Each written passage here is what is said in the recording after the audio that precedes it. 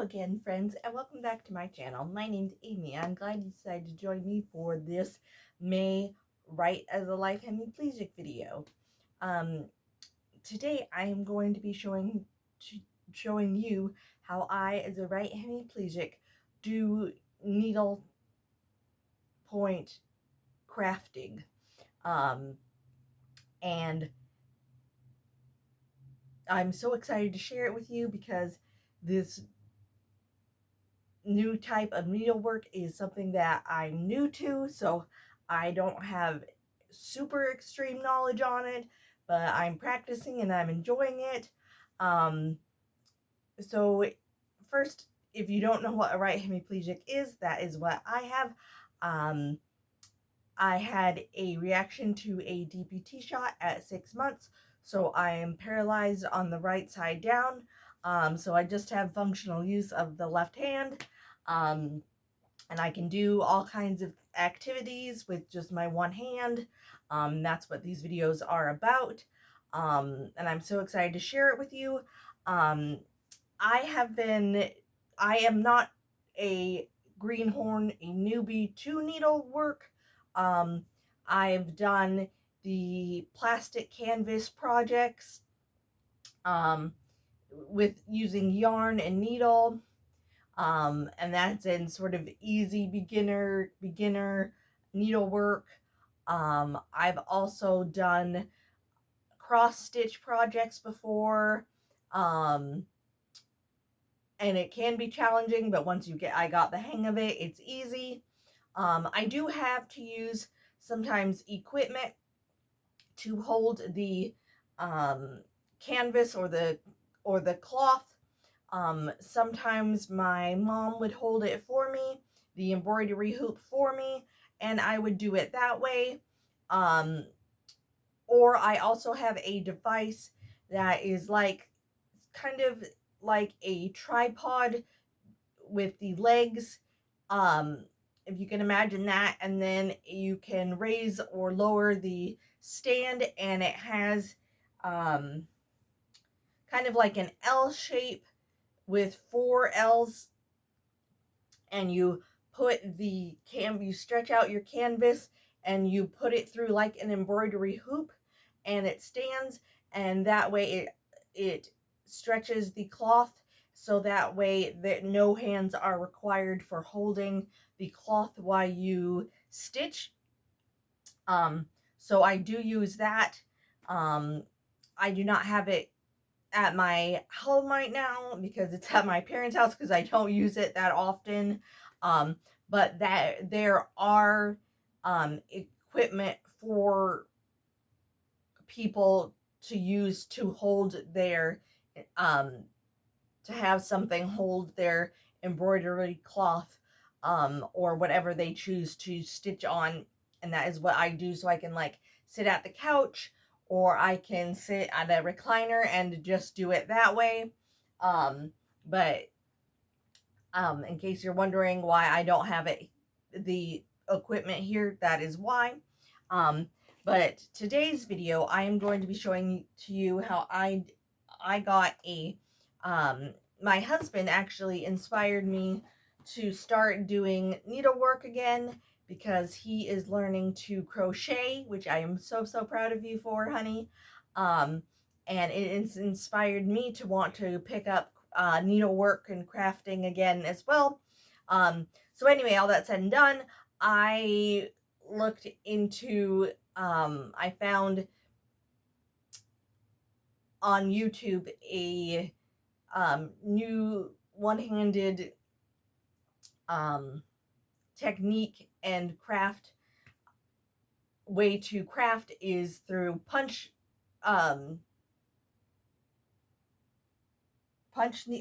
needle kit, and I saw it at the craft store, and I had no idea what that was, and so I looked into it, hence the YouTube, sorry, and I watched some tutorials and learned how to kind of do it, and if it was something I could actually do with one hand. And I discovered that I was pretty sure that I could, so I decided to buy myself a DIY needle kit. On Amazon, it's just called a punch needle kit for beginners. Um, this is from Amazon. This is what it came in.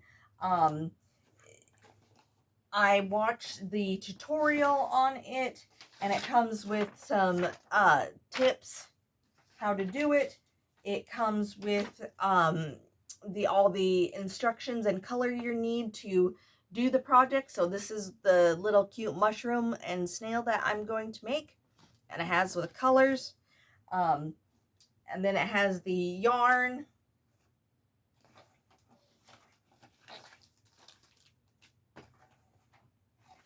The different colored yarns that you can that comes with the kit, so all your colors are picked for you.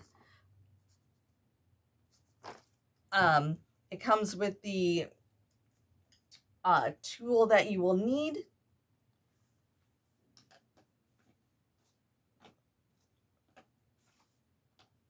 And side note, just so you know why I'm filming in here, I opened my back patio door and they're working construction outside, and I just didn't want to do my video with with people out back, so that's why I'm in here. Also, so you guys can see how I actually do my needlework. It did not come with these scissors, but I had these. It also comes with scissors. It's a very low quality scissors. So if you get a kit like this, I would highly recommend either getting craft scissors or getting a good quality scissor. It also comes with one needle threader. I started using it and it broke, and it didn't break, but it was flimsy and I couldn't get it to work the way I wanted it to. It was flimsy and I just ended up throwing it away.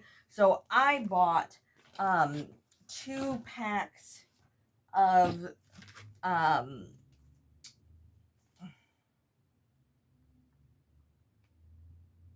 punch needle embroidery threaders. This is the pack I got. I also have another pack, but it is not in here, but that's okay. So if you enjoy this kind of stuff, needlework, the punch needlework, if you decide to get it and you use it, I would probably recommend if you get the same kind of kit like I got, I would probably recommend getting needle threaders, punch needle threaders like I did on Amazon. I got 2 different kinds because I didn't know which one I would like better. So just keep that in mind. So anyway, all that said and done, it comes with the cloth that I have here. I'm showing you the back of it because I want to reveal the my product to you, but it comes with an embroidery hoop, which I will say the embroidery hoop is not of the best quality. Again, very low quality, not made very well at all. I struggled putting my project in the hoop with one hand. It is very hard because I have to put it on my lap, quickly stretch it out, open it, and it doesn't open very well. But with a better embroidery hoop, I'm sure I could have. So again, if you want it's better to get just a better quality embroidery hoop before the kit comes. But maybe you like this hoop, and you don't have any problems, but I did. So to begin the project, once it is in the hoop, I put it on my lap and I pick what I want to work on. So I am going to be working on the green part of the project, and so I look to see what number the green is, and it is 62. So all of 62 gets green, so I would find my number 62. There we go. And that is the color I will use to do the frog. So once it's in the hoop, I unthread the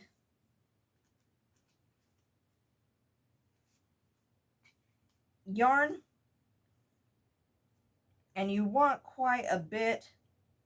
Again, I'm holding it, you can see with my right hand wrist, I'm holding it so it doesn't move. You do want kind of a lot of yarn, so that is good, a good length. So then you take your needle threader, which looks like this. I set my punch needle contraption, I don't know what it's called, tool, punch tool, and I hold it. Again, I use my right hand and I hold it so the tip, the sharp point is facing away from me. And then I take the hoop part of the needle threader and I stick it in one end. So then it comes out the other end like so. I turn it around so the hoop part is facing me and the sharp part is facing to my right or downwards. Then I take my thread and I wet it a little bit.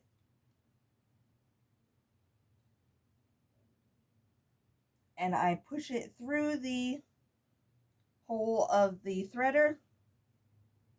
I do quite a bit because if you don't, the string will just throw out. So then it looks like so. And then you take the other part that's sticking out of the tip. I put it in my mouth and I begin to pull and watch what will happen. Ta-da! Then your needle is threaded. You take off the needle threader. I lose these things like crazy, so I tape it to the code, paper code on there, or the key, whatever you want to call it. Then I unthread it, so I make the tool, the string that is holding the tool, not as long, like that. Then I take my embroidery hoop, couldn't think of it, and then it's a stamped pattern, so there's a line around it. So then I get my knee up.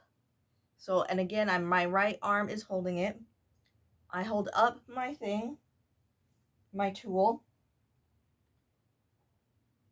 I make sure there's string, and then I push the sharp point of the needle into the embroidery hoop, and I take the tail all the way through. So the back side looks like this. Oops. You can see with the green string right there, it's dangling. Then I pull a little bit out because you don't want a super long tail. And I screwed up. And see, I pulled too much, so I got to rethread it. Not a big deal.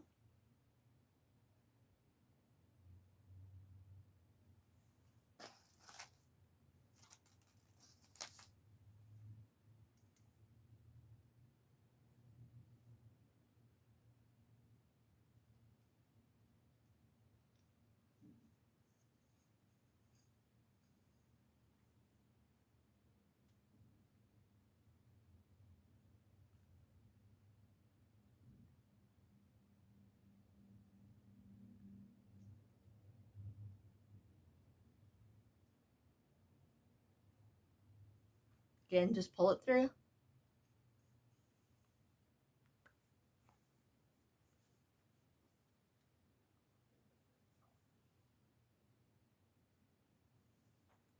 For starters, I'd probably do like a tail like this. So again, like I was saying, you just push it through and pull the tail out.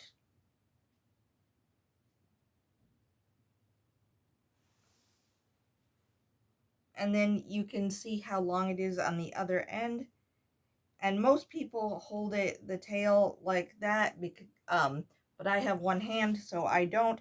But I do just pull it up, and then you simply follow the pattern. So you take it straight out of the hole that you put it through, and you put it right back into the right next to it, and then you just continue on like so. So there's stitches, so it looks like that, and eventually it'll go around the mushroom. So let me show you.